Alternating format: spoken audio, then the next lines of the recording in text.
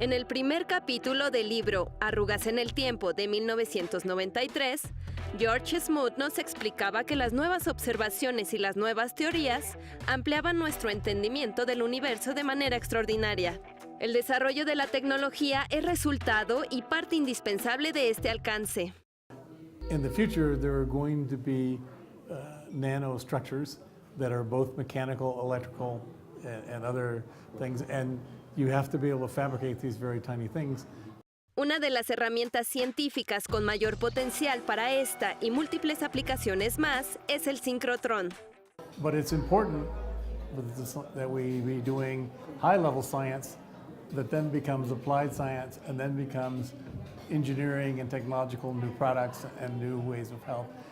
Un sincrotrón es un acelerador de partículas destinado a observar estructuras moleculares como si fuera un gran microscopio. All right, I have many positive things to say about a synchrotron light source. So it's not just a synchrotron, but it's a synchrotron designed to make light, special kinds of light. And you use that light in biology, medicine, solid-state physics, and materials, and for the manufacturing of very small microstructures. You know, the most advanced chips, you need very tightly controlled, very short wavelength light, and you can get that from synchrotrons.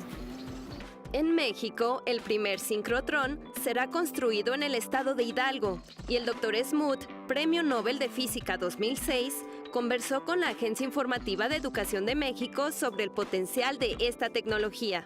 The synchrotron light source has very much potential, and it serves very many different, subfields or related things that have on the surface nothing to do with each other, or are very broad like biology and medicine, right?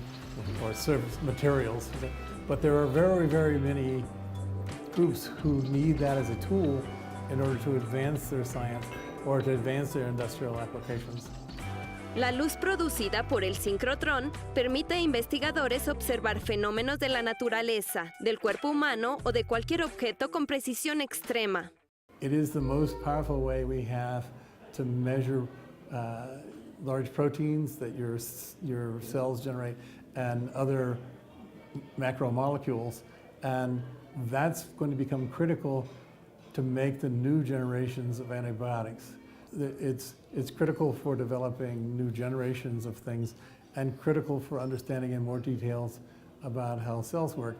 But you have these molecules, 30, 40,000 blocks, elements of atoms in it, and you map them because you can do so precisely with the light source that you can actually get it, and you rotate the sample around and reconstruct it in 3D. Las implicaciones a nivel regional y mundial van más allá de las aplicaciones prácticas. Se trata además de un laboratorio que reúne a investigadores de múltiples ciencias. The interesting thing about a synchrotron is it serves many communities. What will happen if things are done well is they will select professors or institute researchers that are training students. They will do experiments, and then when they graduate and go to jobs at other places, they will also become customers. And that's how you build up your community. La estructura misma del sincrotrón permite albergar varios laboratorios en los que los grupos de investigadores pueden trabajar de manera independiente. The one from my institution in Berkeley has 70 beamlines. That is, they serve 70 different experiments at one time, right?